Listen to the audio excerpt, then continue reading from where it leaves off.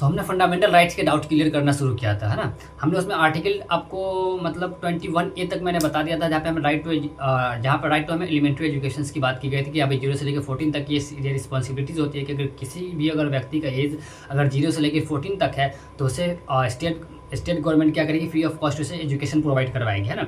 यहाँ तक मैंने आप लोगों को बता दिया था। अब आज अगर बात करें आर्टिकल 22 से हम लोगों को क्या करना है कि देखना, आज आर्टिकल 22 मतलब फंडामेंटल राइट्स को कोशिश ये करेंगे कि फंडामेंटल राइट्स को आज कंप्लीट ही कर दें, है ना। तो आज देखते हैं कि आर्टिकल 22 और फंडामेंटल राइट्स 35 तक, जो आर्टिकल 35 तक, उस आज किस तरह से हम लोग कंप्लीट करते हैं और देखते हैं। बने रहिए इस क्लास के साथ, और ताकि जो भी डाउट्स आप लोग के अंदर रहते हैं वो सारे डाउट्स को क्लियर किया जा सके। और जो आर्टिकल हम लोग का 22 से 35 तक जो हमारा आर्टिकल्स है, उस आर्टिकल को देखकर आप फंडामेंटल राइट्स को ख़त्म करते हैं।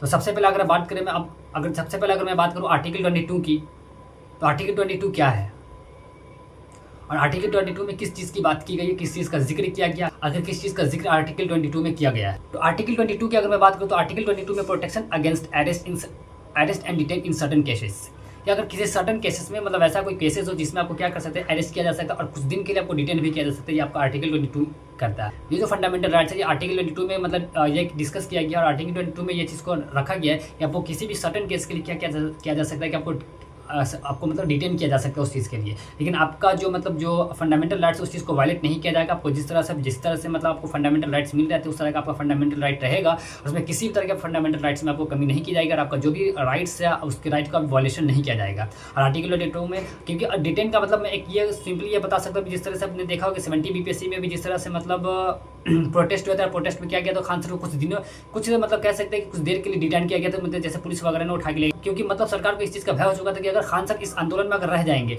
तो क्या हो सकता है कि आंदोलन और भी ज़्यादा बढ़ सकती है और स्टूडेंट का एक अलग तरह की ऊर्जा आ सकती है। और अगर स्टूडेंट का एक अलग तरह की ऊर्जा आ जाएंगे तो फिर क्या होगा कि जो हमारा प्रोटेस्ट चल रही है प्रोटेस्ट हाई लेवल की पहुंच जाएगा। अगर ये हाई लेवल के प्रोटेस्ट हो जाएंगे तो फिर बीपीएससी में जो 70 BPSC में जो धांधली की गई थी और जिस तरह से मतलब पेपर लीक का मामला सामने आया था, तो ये आंदोलन बहुत ही ज़्यादा उभर हो सकती थी। इसलिए खान सर को क्या किया गया था कि 1-2 दिन के लिए सर को डिटेन कर लिया गया था, है ना। तो मतलब कि ताकि जो हमारा आंदोलन वो आंदोलन शांतिपूर्वक हो सके और जो भी हमारा काम और शांतिपूर्वक हो सके, उसमें किसी तरह के मतलब धांधली देखने के लिए ना मिले, हमें किसी तरह का मतलब उड़ के देखने के लिए ना मिले, जिस वजह से क्या कि आपको सर्टन केसेस के अकॉर्डिंग आपको मतलब डिटेन किया जा सकता है।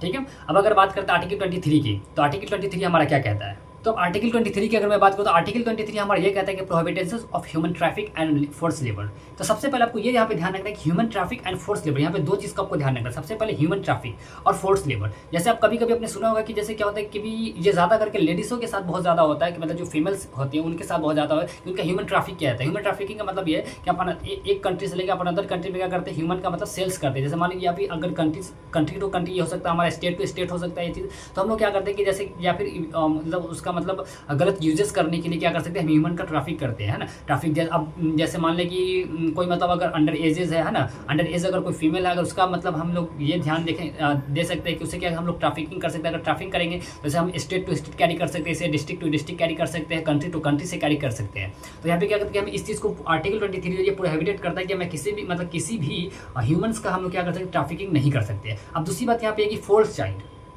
अगर फोर्स चाइल्ड की बात करते हैं, यहाँ पर चाइल्ड लेबर का आपने नाम सुना होगा। चाइल्ड लेबर को एक्चुअली जो ये क्या करता है कि चाइल्ड लेबर को यहाँ पर प्रोहिबिटेड करता है कि जैसे जो भी अगर मतलब व्यक्ति कम से कम एज उसकी 14 होनी चाहिए, लेकिन अगर कॉन्स्टिट्यूशनली अगर देखा जाए तो कम से कम एज 14 होनी चाहिए, लेकिन ऐसे अगर लॉ के हिसाब से देखें तो उसका एज वर्किंग एज जो होना चाहिए वो कम से कम 18 एज होना चाहिए।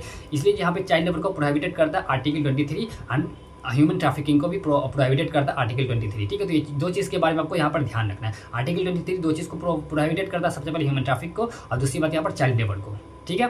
कि आर्टिकल 24 भी हमें प्रोहिबिटेड करता है किसी भी मतलब चाइल्ड लेबर को फैक्ट्री में काम ना करने देने के लिए। फैक्ट्री में काम करने ना देने का मतलब यहाँ पे है कि अगर कोई भी व्यक्ति अगर जैसे कोई भी अगर चिल्ड्रंस है अगर वो फैक्ट्री में काम करता है तो फैक्ट्री में जहरीले पदार्थ वगैरह होती है। इस जहरीले पदार्थ से क्या हो सकता है कि उस फैक्ट्री में उस चिल्ड्रन की डेथ भी हो सकती है। और तो इस चीज़ को रोकने के लिए क्या किया गया कि आर्टिकल 24 में किसी फैक्ट्री वगैरह में जो कि जहरीले फैक्ट्री है, जहरीले इंडस्ट्रीज़ है, इस इंडस्ट्रीज़ में काम ना करने दिया जाए, ताकि उस जो स्टूडेंट्स है ताकि वो जो चाइल्ड है उस चाइल्ड की लाइफ सेव हो सके।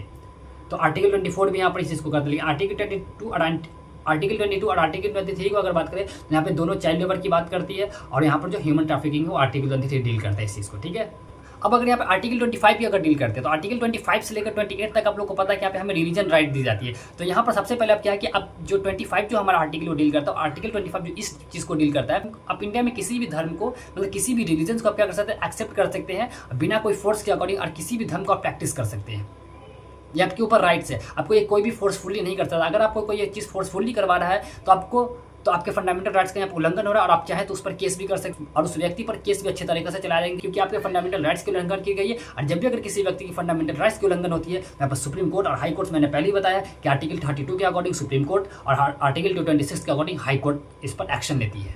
ठीक है, अब अगर बात करें आर्टिकल 26 की, तो आर्टिकल 26 की अगर जैसे हम यहाँ पे बात करें तो आर्टिकल 26 हमें ये राइट्स देता है कि यहाँ पर मतलब किसी भी रिलीजन्स का जो ऑफिस वगैरह होता है उसी को क्या कर सकते हैं, मैनेज कर सकते हैं। जैसे मान लें कि मंदिर की बात करें, मस्जिद की बात करें, गुरुद्वारा की बात करें, मतलब इस तरह के हमारे जैसे चर्चेज वगैरह हो गए, उन सब अगर मतलब किसी भी अगर रिलीजनल प्लेसेज है तो उसका जो मैनेजमेंट होगा, जैसे उसमें सब्सक्रिप्शन वगैरह हमारे आते हैं, जैसे है ना, उसमें लोग डोनेट करते हैं, तो उस तरह का जो भी मैनेजमेंट होगा सारा जो हमारा आर्टिकल 26 है वो आर्टिकल 26 हमें इस चीज़ का प्रोवाइड आर्टिकल 26 हमें ये चीज़ प्रोवाइड करवाता है ताकि हम उस चीज़ को सारी चीज़ को क्या कर सकते हैं, मैनेज कर सकते हैं। ठीक है, तो ये चीज़ यहाँ पे आपको ध्यान रखना है। अब अगर बात करें यहाँ पे आर्टिकल 27 की, जो कि ये मोस्ट इंपॉर्टेंट चीज़ है, जैसे मान लें कि अगर यहाँ पर क्या हो सकता है कि अगर कोई आप डोनेट करना चाहते हैं, आप डोनेट कर सकते हैं किसी भी रिलीजन पैलेस पर। अगर आप सब्सक्रिप्शन देना चाहते हैं आप ये भी कर सकते हैं, लेकिन उसका ये आपको ये चीज़ एक ध्यान रखना है। ये चीज़ मैं कॉमर्स के अकॉर्डिंग ये बता रहा हूँ कि जो कोई भी मतलब रिलीजनल पैलेस होता है वो क्या होता है, नॉन प्रॉफिट ऑर्गेनाइजेशन होता है। नॉन प्रॉफिट ऑर्गेनाइजेशन करने का मतलब ये है कि उसका जो मोटिव होता है वो किसी भी मतलब अकॉर्डिंग प्रॉफिट कमाना नहीं होता। ये सिर्फ और सिर्फ क्या होता है, तो किसी भी मतलब इंडिविजुअल की सेवा करनी होती है, किसी भी इंडिविजुअल को मतलब सर्विस प्रोवाइड करवाना होता है, या फिर किसी फैमिली को सर्विस प्रोवाइड करवाना होता है। मतलब इसका जो मोटिव होता है वो सिंपली यही होता है कि सर्व टू सोसाइटी। सबसे सिंपल आपको यह ध्यान रखना है, सर्व टू सोसाइटी मतलब सोसाइटी की क्या करना, सेवा करना है। तो ये इसे हम लोग एनपीओ भी कहते हैं, नॉट फॉर प्रॉफिट ऑर्गेनाइजेशन भी इसे कहते हैं हम लोग। ठीक है, तो यहाँ पर इसमें हम जैसे पेमेंट रिसीव करना जो होता है, हमारा पेमेंट अगर करना हो, हमें पेमेंट रिसीव करना हो, सब्सक्रिप्शन देना हो, डोनेशन देना हो, तो सारा हमें आर्टिकल 27 प्रोवाइड करवाता है। इस आर्टिकल के अकॉर्डिंग ये हमें राइट्स होता है कि हम किसी भी धार्मिक प्लेसेस पर, किसी भी रीजनल प्लेसेस पर उसके लिए पेमेंट हम रिसीव कर सकते हैं। ठीक है, और आर्टिकल 27 में एक बात ये भी है कि यहाँ पे क्या कर सकते हैं कि हम अपने रिलीजन को किस तरह से प्रमोट करें ताकि जो हमारा मतलब जो रिलीजन हो और दूसरे लोग भी इस चीज़ को हमारा अपना ले। तो इसके लिए हम क्या करते हैं, इसके लिए हम टैक्सेस भी दे सकते हैं, और इसके लिए हम पेमेंट भी रिसीव कर सकते हैं। हमें कोई इसके लिए बाध्य नहीं कि हम इसके लिए पेमेंट रिसीव नहीं करते, हम अपने धर्म का मतलब प्रमोशन नहीं कर सकते। तो हमारे पास ये भी राइट है कि हम अपने धर्म का भी प्रमोशन कर सकते हैं। इसके लिए हमें कोई बाध्य नहीं है, हमें कोई रोक भी नहीं सकता है, हम इसका पेमेंट भी रिसीव कर सकते हैं। ताकि क्योंकि किसी भी चीज़ को प्रमोट करने में क्या होता है कि हमें एक्सपेंसेस की जरूरत पड़ती है। तो एक्सपेंसेस जो एनपीओ है जिसका मतलब मोटिव ये होता है कि नॉट फॉर प्रॉफिट ऑर्गेनाइजेशन, मतलब उसका कोई मोटिव ही यही है कि वो प्रॉफिट अर्न नहीं करेगा। तो उसके लिए कहीं ना कहीं से उसे मतलब क्या होना चाहिए कि प्रॉफिट बैलेंसेस होंगे अकाउंट में, जब भी जाके वो क्या कर पाएंगे, अपनी चीज़ का मतलब प्रमोशन कर पाएंगे। तो प्रमोशन के लिए इसका जो मेन सोर्सेज है वो जो इसका मेन सोर्सेज क्या है, तो सब्सक्रिप्शन है एंड दूसरा डोनेशन है।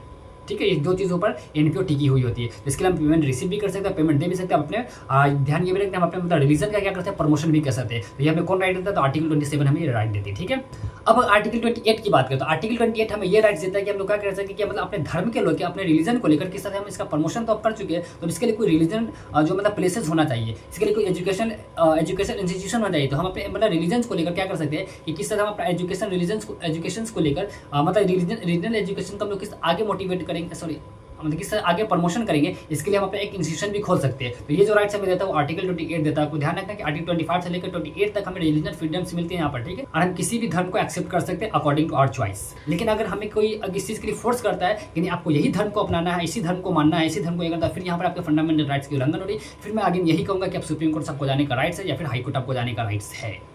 तो अपने राइट्स को समझे और अपने राइट्स को यूज़ करें। आर्टिकल 29 में सिंपली ये बात कहा गया कि यहाँ पर प्रोटेक्शन दिया गया इंटरेस्ट ऑफ माइनॉरिटीज़ की।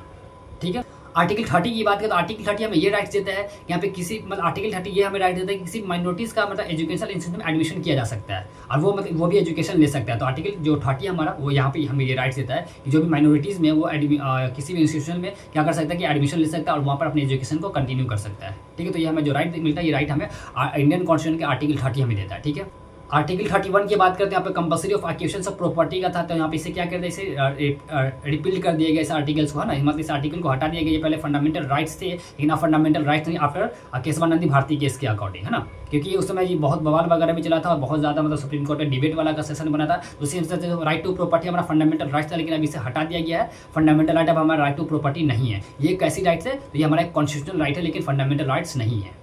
तो इस चीज़ को भी आपको ध्यान रखना है। अब यहाँ पे बात करें तो आर्टिकल 32 जिसका जिक्र मैं बार बार कर रहा हूँ कि आर्टिकल 32, क्योंकि अभी अगर सिंपली मैं बात करूँ तो आर्टिकल 32 के बारे में मुझे कहने की कोई ज़रूरत ही नहीं, क्योंकि इसलिए ज़रूरत हमें नहीं पड़ने वाली, क्योंकि मैं बार बार कह रहा हूँ कि आर्टिकल 32 के अकॉर्डिंग क्या होता है कि हम अब अगर हमारे राइट्स का मतलब अगर फंडामेंटल राइट्स का वायलेशन होता है तो हमारे पास ये राइट्स होता है कि हम खुद अपने राइट्स का सही यूज़ कर हम सुप्रीम कोर्ट जा सके, हमें वहाँ पर जो हमारा फंडामेंटल राइट्स का वायलेशन किया गया, इस राइट्स को मतलब हमें क्या किया जा सके कि इस राइट्स जो हमारा वायलेशन, इस राइट्स का वायलेशन जो हम मतलब जो हमारा फंडामेंटल राइट्स का वायलेशन हुआ है, इसके अकॉर्डिंग हमें न्याय मिल सके और वहाँ पे जस्टिस मांगकर हम अपने मतलब अपने फ्रीडम्स को और अपने राइट्स को एंजॉय कर सके। कि दूसरी बात मैं ये भी कहूँगा कि जिस तरह से मैंने आर्टिकल 19 के बारे में ये बताया था आपको कि article 19 is the backbone of Indian constitution, तो सेम उसी तरह से मैं यहाँ पे ये भी कह रहा हूँ कि इसको मस्ट नोट करने अपनी कॉपी में कि आर्टिकल 32 जो है उसे the soul of the Indian constitution कहा जाता है। तो ध्यान ये रखना है कि एग्जाम में ये भी पूछा जाता है कि soul of the Indian constitution कौन है, तो आर्टिकल 32 आपको कहना है। और अगर ये पूछ ले कि backbone of the Indian constitution कौन है, तो आपको ये भी ध्यान रखना है कि आर्टिकल 19 को हम लोग क्या कहते हैं, backbone of the Indian constitution के नाम से जानते हैं।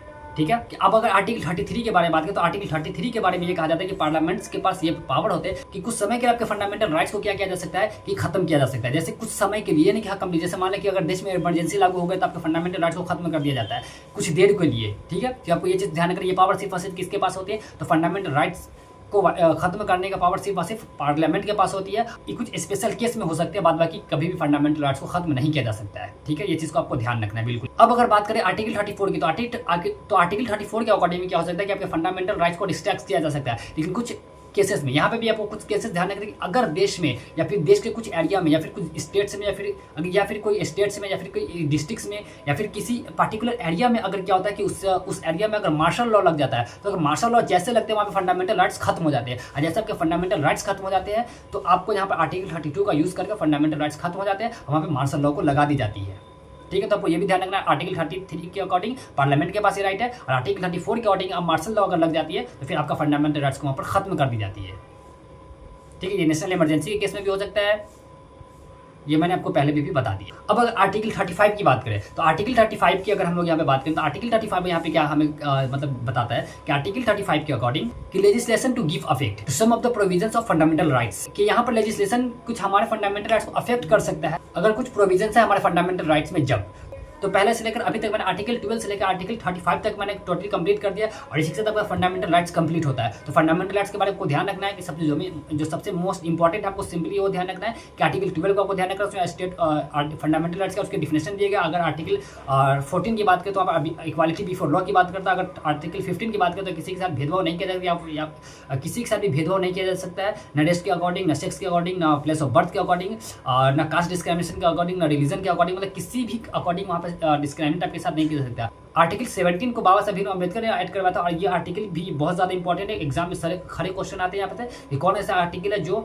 अनटचेबिलिटी को रिस्ट्रिक्ट करता है। तो आर्टिकल 17 आपको ये भी याद रखना है, ये कुछ इंपॉर्टेंट है जो आपको मोटा मोटी अभी अब क्लास खत्म होने के ऊपर तक मैं बता रहा हूँ। अब अगर यहाँ पे मैं बात करूँ, अगर आर्टिकल 21 की बात करूँ तो article 21 right to personal liberty की बात करता है। आर्टिकल 21A की अगर मैं बात एजुकेशनल राइट देता है, जैसे मान लो एलिमेंट्री एजुकेशन आपको 0 से लेकर, अगर आपकी उम्र 0 से लेकर 14 तक है तो ये गवर्नमेंट की रिस्पॉन्सिबिलिटी की अपनी free of cost education provide करवाई जाए। आर्टिकल 25 से 28 की मैं बात करूँ तो आर्टिकल 25 से 28 आपको रिलीजन राइट्स दिए गए, या किसी भी रिलीजन को क्या कर सकते हैं, एक्सेप्ट कर सकते हैं, किसी भी रिलीजन को प्रमोट कर सकते हैं, लेकिन ध्यान ये रखना कि किसी के दबाव में आकर आपको किसी भी रीजन को एक्सेप्ट नहीं करना है। अब बात बाकी आर्टिकल 19 के बारे में कोई ये ध्यान रखना कि it is the backbone of the Indian constitution. Article 32 के बारे में कोई ये याद रखना है कि article 32 is the soul of Indian constitution. Article 32 को इंडियन कॉन्स्टिट्यूशन का आत्मा कहा जाता है, और आर्टिकल 19 को इंडियन कॉन्स्टिट्यूशन का बैकबोन मतलब रीढ़ की हड्डी कहा जाती है। ठीक है, तो आपको इतनी चीज याद रखना। अगर आपके कोई भी डाउट्स रहते हैं, कोई भी सवाल है, तो आप कमेंट बॉक्स में आपके लिए ओपन है, पूछ सकते हैं, और मैं यहाँ पे 24/7 आप लोग के लिए उपलब्ध हूँ आपके डाउट्स क्लियर करने के लिए।